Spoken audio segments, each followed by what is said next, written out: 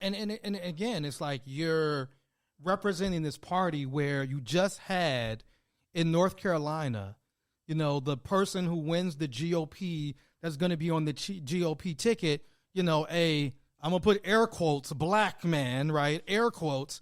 Named Mark Robinson. Why you gotta remind me of my condition, right? Every year I get blacker and darker and blacker and darker.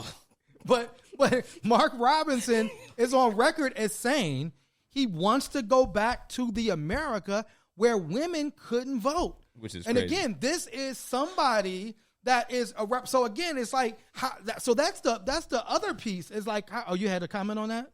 It's like a Dr. Umar masterclass. Oh shit!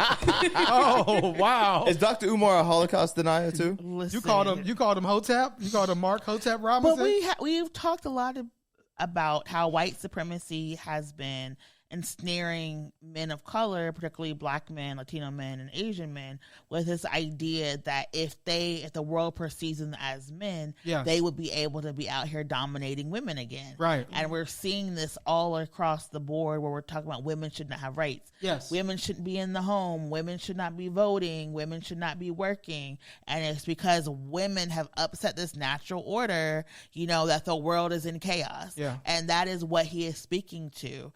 And we haven't really delved into how psychotic and actually violent this movement is for women in general. Right. Because we talk a lot about reproductive freedoms, but they're talking about ending no-fault divorce. They're talking about taking away reproductive rights. They're talking about going back into time where you can't vote, so women can't have the right to travel. We can't have our own birth certificates, our own passports, our own bank accounts. Yeah. It's just it literally is wild to talk to women who are born and watch the 70s and 80s and 90s happen and finally get to the point where you're able to just live and make a living for yourself, to now watch in reality as all of the rights that you saw and won are getting like stripped away bit by bit. It's just fascinating in a negative way. Right. And not only that, but you're seeing like in many cases the predominant number of white women voting for the Republican Party, right? You know, it was like, I know before, I think it was more than 50% of white women like voting for politicians that are saying, I mean, this, you know, Mark Robinson he's going to be the GOP person on the ticket. He might be the next governor of North Carolina. And it's like, and there will be women and probably more so white women that are going to vote to put him in office. What do you say to somebody like that? So, everybody. I mean, I was trying to Google the Don't quote, ask me.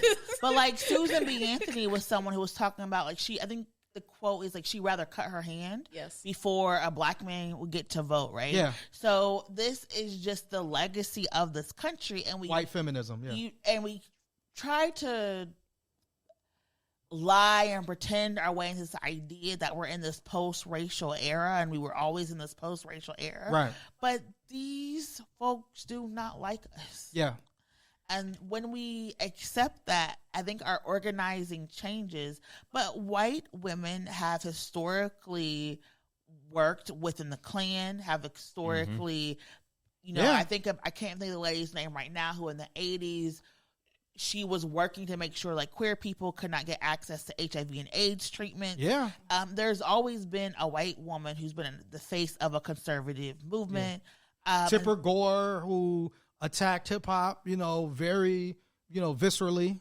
What was Phyllis Schlafly is like one of the most vile in that regard. Yeah. And so it's always happened. Like after the Civil War, white women became homeowners and landowners, not because of feminism, but because they were able to keep the land, the plantations in their family, because it no longer passed through the man, it passed to the woman. Right. And then they just married a former slave owner to keep the legacy and the crazy. money and the land within the families. So we've always tricked ourselves into believing that white women are fragile. Yeah. And I always go back to how Robin DiAngelo said we think of the fragility as fragile like glass, not fragile like a bomb.